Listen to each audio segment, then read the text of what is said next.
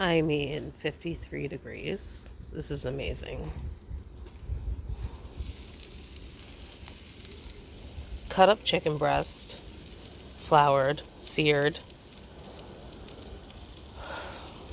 How I'm single just fucking amazes me.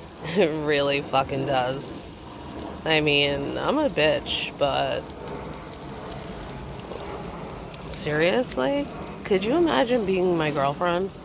Hey, babe, I went outside, pulled out the grill, making some chicken. Gonna go inside and make a roux. What's a roux?